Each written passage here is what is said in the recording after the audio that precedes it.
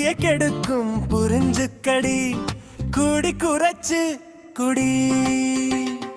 போதையில வேலையில கவனம் குறையுது போதமைக்கு பர்சுல தான் காசு கரையுது ஆமா போதமைக்கு பர்சுல தான் காசு கரையுது